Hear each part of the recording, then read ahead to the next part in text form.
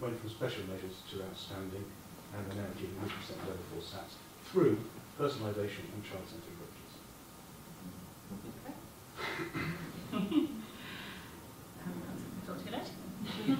Thank you, Lady Behind. I've come through a pupil referral system, so I've largely worked with pupil referral units and secondary based, but I'm now also a primary governor.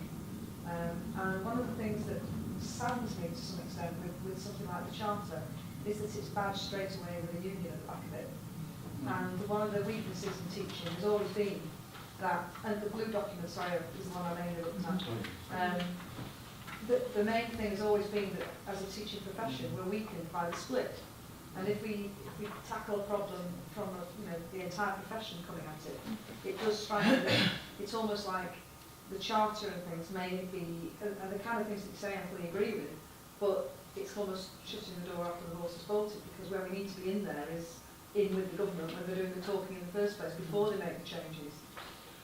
But then, but that has been the problem, because the people who had the seat at the table were removed. The new batch who arrived were then repulsed, or whatever the word is, by the way in which all their advice was being ignored, and they were just being used as a shield, you know. And I think the primary charter has the support of the 3 major teacher unions and the financial support. Couldn't have done this without the MUT. It's a beautiful publication. Had you finished your point? Yeah.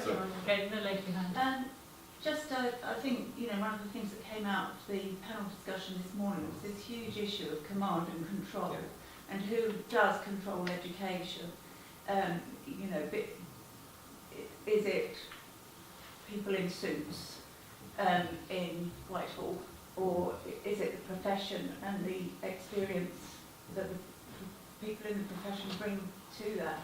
I think the other big point that was made and is suggested by a lot of the European models, curriculum approaches, is the notion of consensus politics, that there has been a conscious debate about values and principles. And I just wanted to make the practical point that to a certain degree, there is more cohesion now within the profession, with people from early years coming together, the Too Much Too Soon campaign, the Charter for Education. We're starting to get that cohesion within the profession about a vision, a vision.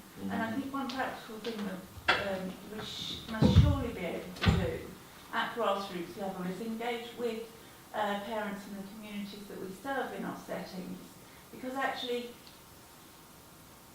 parents and families and communities do have this intuitive view that these values are actually of worth. But I think the real challenge for us at the moment is to ensure that we are supporting that and winning that side of the argument. Whereas at the moment, some parents feel quite torn between the kind of quantitative testing model and hot housing, tiger mothers, that kind of thing, and the more emergent kind of pedagogy. Okay. I thought it was 12.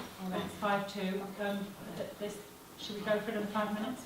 And we were told it might be 5 past. Or if we aim to 12, we'll see when they're Just noticing people standing. Oh, I see. Okay. Any other comments? Tiger mothers, I like that as a debate.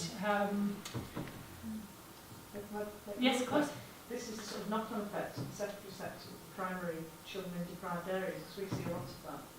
And one of the things about what you were saying before about the aspirations and so on for primary children and working with the community, it's quite difficult when you're working with a community of parents in a more deprived area. They're not necessarily quite as aspirational for their children, and their children are the ones who, at the age of 2, all they're hearing in the house is abuse and bad language and things like this. So those children have got a big catch-up to make to be able to meet with their peers at the age of 10, 11, and so on. So I think it's the bit about I agree that lots of homes can provide their children with the educational framework that they need in terms of language and introduce them to books and so on. But then we've got a huge swathe of society in more deprived primary schools where that's just not the case for the children as they start. So at 2 years of age, for them to be actually in a nursery setting that's got some structure to it, that is the only structure that they experience sometimes, is quite a useful thing. Can I respond to that, or did you want to respond Well, I to it? wanted to add to that. I'll go on, add to it, because then I'm very concerned about the 2-year-old funding, which is very tempting for primary